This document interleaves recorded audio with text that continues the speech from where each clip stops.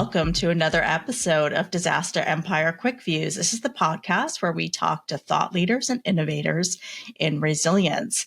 And I am thrilled to have Marco Felsberger with me here today to talk about supply chain and resilience. Welcome, Marco. Thank you so much for coming on the channel. Hello, Ashley. Thanks for having me. It's an honor to be on your show, and I'm very much looking forward to our conversation here. Excellent. Me too. So, hey, we're going to dive right in. And you caught my attention because you've been talking about how resilience goes beyond traditional business continuity, risk, and crisis management, and talking about it in terms of a holistic management concept. So can you share with the audience more about what you mean by that? Yes, would be happy to. So for me, in the last years, when I was working in the field of resilience and risk management, it turned out more and more that especially the thing we call resilience management is more like the trade-offs we have to manage at all levels in the organization. And this is, it could be financial resilience, it could be supply chain resilience, but it could also be broken down to the lower level, like business continuity management. And we have to take so much more into consideration, at least from my point of view, that I was thinking of it more as a holistic management system, which helps us guide the organization in a good manner, in a good way, alongside all the storms which we are weathering. Thank you for sharing that. Now, you head up a role that's resilience, quality, and audit. Can you share with the audience what your daily activities are like, what that work is like today? Yes. So first, I'd like to mention that I only started to head this department 2 or 3 months ago. Before that, I was responsible solely for security management, especially supply chain security management and supply chain risk management. And due to the more holistic approach, which I always try to emphasize also in my company, we figured out that it would make a lot of sense to pack these disciplines also into my department, into my responsibility, because there's always, especially in quality management, also a trade-off where you say, okay, a trade-off between time, cost, and quality, for example, which can also help to increase resilience or lower resilience, whatever you're looking at this moment. So now I'm currently responsible for a bigger package now for security, risk management, quality, and audit. Most of my time in the last months is mostly people management, I have to admit. So this is definitely something which got a bit more attention from my side because I have now a bigger team. But whenever possible, I try to help and support, especially in strategic projects, to get in my point of perspective, my expertise, if you will, into resilience management, and to see, okay, how can we enhance resilience, for example, for our customers, which hand over their supply chains, big parts of their supply chains in our custody, and we have to take care of it for a major part of that. And there I try to create value for the organization as well, for the customers, always the whole picture in mind, where we say, okay, I know the company needs to earn money. This is also part of resilience, that you have financial resilience, that you have good margins and efficiency in the system. But we try to figure out where we have to have these redundancies, which lower the efficiency, and where we can go efficiency all in, so to speak, because it's not a critical part of the operation. This is what I'm most of the time focusing on. Otherwise, everything I only do the things everyone else does in a management role, I guess, making PowerPoints and trying to sell the topic as good as possible. Hear you. Hey, let's dive in a little bit deeper and talk more about resilience, because that's a question that I ask all of my guests. So what does resilience mean to you? Because it is definitely the topic du jour out there. It's a buzzword, but I'm hearing that it means very different things to many people. And I really liked what you were putting forward in the conversation, but please share it with the audience. Yes, and I think this is an excellent thing to start a conversation, because I always put a lot of emphasis on the definition, because everyone puts another thought to a word or to a definition, and if we start into different directions, we will never meet. So a definition always makes sense at the beginning, and for me, resilience, I go with, not sure how classic this definition is in US, in Europe. We hear it quite a lot. And this is, resilience is the capacity of a system or organization, if you will, to withstand shocks and bounce back or adapt to those shocks. And why I like this definition so much is because it's already actionable. And this is what for me differentiates it from a buzzword. So as you rightly mentioned, resilience is definitely used as a buzzword currently, but only, this is my point of view, of course, because people do not know exactly how to operationalize it. And if you can't operationalize a thing, then it has to be a buzzword. And with the definition of resilience, I like very, very much the withstand shocks and bounce back. You have already 2 dimensions you can work on within a company, my point of view. You have the withstand component dimension. You have to structure or build the structure of your organization, may it be a supply chain or whatever you're looking at, as robust as possible so that it withstands shocks as long as possible. And the second part is that you have this dynamic dimension, in the sense that you need to bounce back. And this is where I put business continuity management in it, crisis management in it, the learning organization in it. But this is only a part. And often I hear people talking a lot about this bounce back ability, this dynamic ability, but very little talks about the withstand capability of a system. And there is a lot of things we can do when we look at the system as a network, so to speak, and see how we can harden it and how we can make more robust. All right, let's talk more about that, because you're coming at this work definitely steeped in supply chain management, and that's definitely on the minds of a lot of us today, as well as, a third party vendor management as well. So can you talk to us about how we can build more resilience into that process, into that system, as you were saying? When we look at supply chains, it for me at least, it's very naturally and coming very easy to mind that we look at a system, at a network where we connect dots with flows. And this is why I like supply chain so much, because it's very physical in that sense. And we have our flows and we have our fixed assets, our point, and we have to look into it and see, okay, where is fragility embedded in this system? And this is also a concept I like very much from Nassim Taleb. He's talking a lot of anti-fragility, of course, but to get to anti-fragility, he always emphasizes you have to first remove fragility out of the system.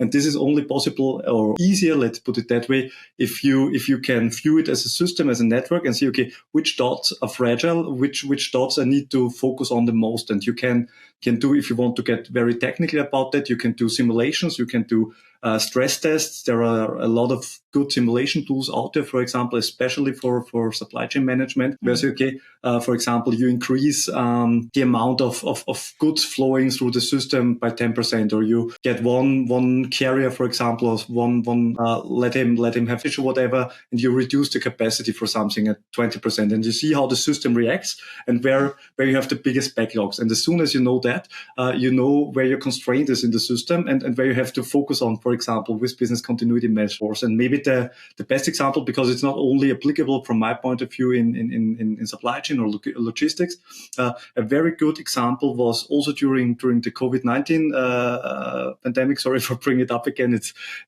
okay. all in Europe long over, and no one wants to talk about it anymore. Yeah.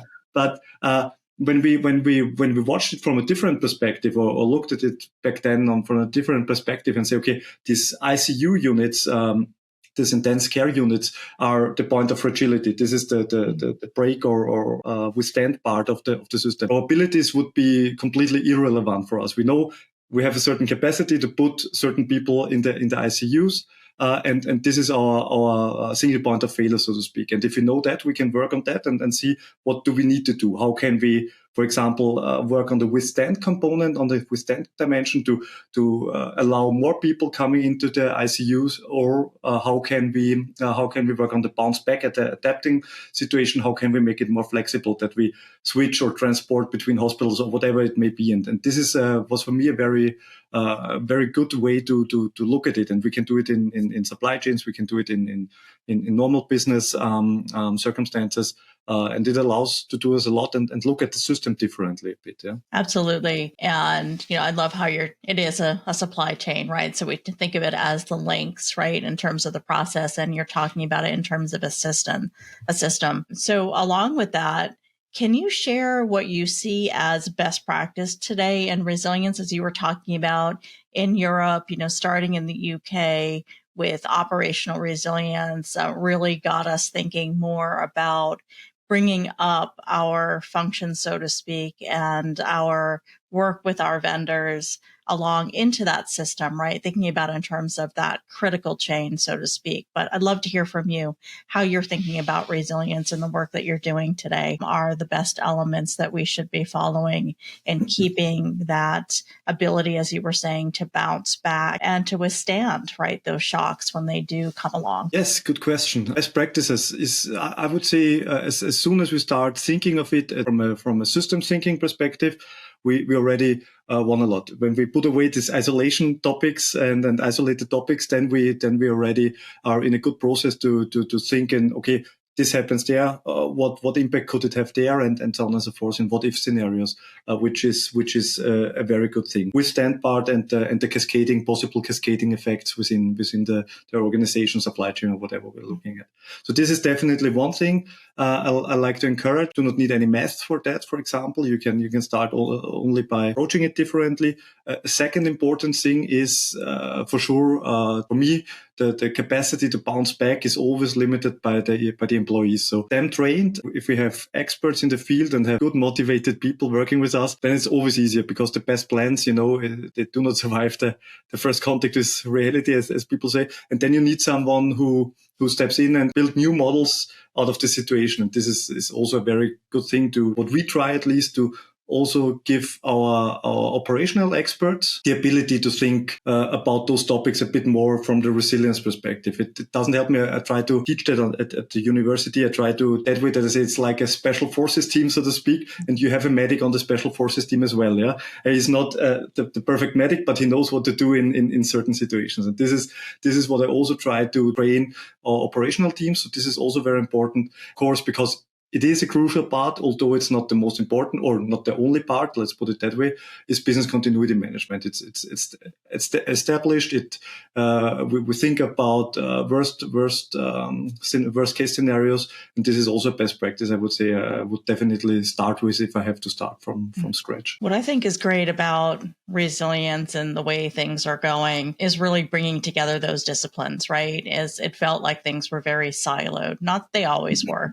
And there certainly was some collaboration, but it really is driving not only internally, right, for groups to work together, but I think also externally. And as you're talking about that supply chain, and we've definitely seen those shocks over the last few years. And I'm sure you've been experiencing that in your work. And so as we go forward, what are you seeing as the greatest challenges to resilience in your opinion? I would say are that people start forgetting. So if you have a certain time window if the crisis is over, where people have still a fresh memory about it, and where you can allocate budget for important project, for example, and have the attention of the management board especially. So this is in general, if things are running too smooth for too long, it's always a bit harder for us, because we have to, with resilience experts, have to, why we are there, so to speak, we have to doing our job too well. Yeah, we have to raise the flag, if even though everything is running on the surface at least perfectly fine for everyone. And this is not always a task. So currently the attention is very high, especially for supply chain resilience and supply chain topics.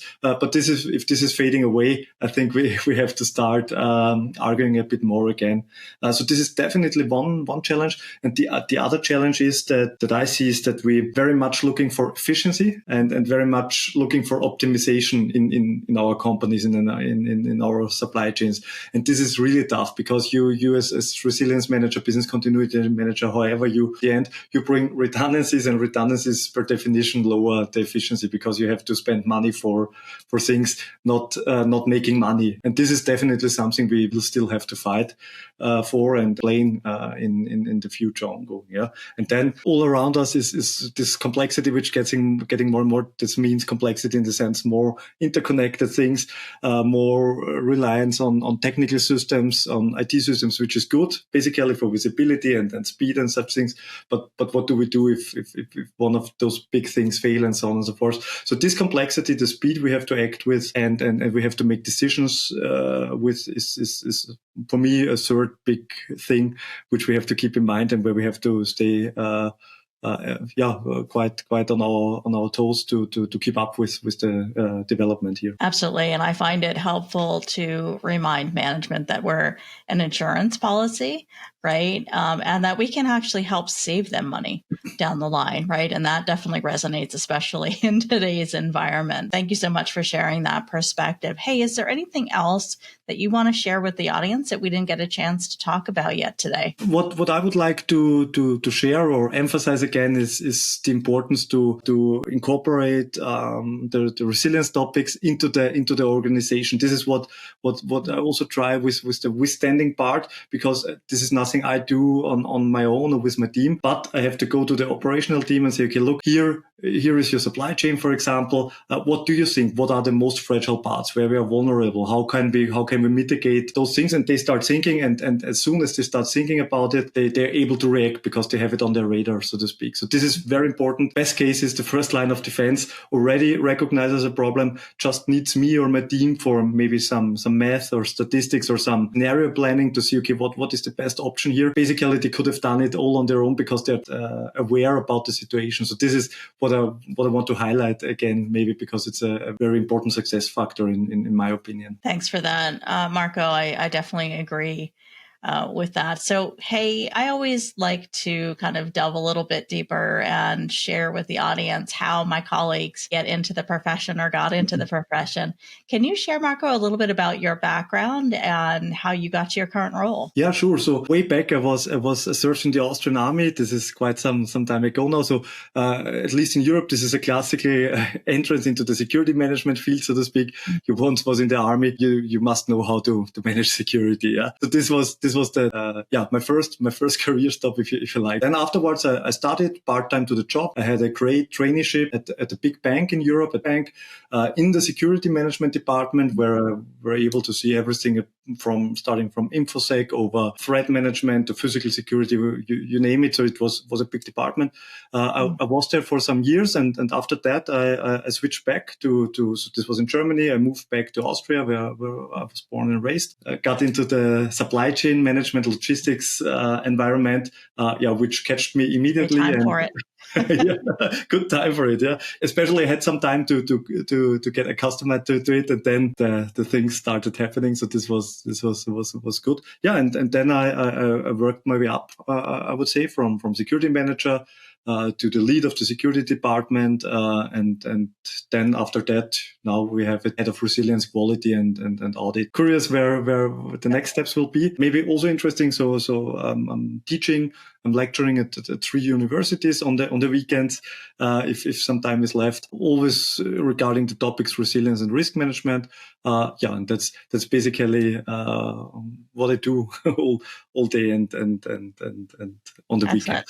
Well, thank you for sharing that and for your work to teach the next generation. So it's great to hear that. Hey, do you have a fun fact that you want to share with the audience as well? Yes, so maybe also one related to my profession here and my curiosity in this field. So some time ago, I stumbled over the Complexity Science Hub. This is an institution in Austria I didn't know before, and I saw they have a course or a workshop. It was regarding complex system and resilience in that area, and I signed up, and nobody checked it, and I was in this workshop, and then was this big introduction round, 20 people or something, and the first one stood up and said, "Yeah, my name is John from MIT. I'm specialized in biology." Next one stood up, "I'm from Harvard, I'm from Stanford," and I didn't even have my bachelor's degree back then, and found myself in the room. This was an actual working group for a book, so I don't know how I stumbled into that and how they agreed with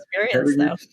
But I spent 2 whole days with them and understood not much, but what I understood was very helpful then, and it was a fun thing, and that's a bit also how I am, so curious and not shy to try something new, and sometimes being in the situation over my head. So yeah. Only took a leap, right? And trying out something different, a little different.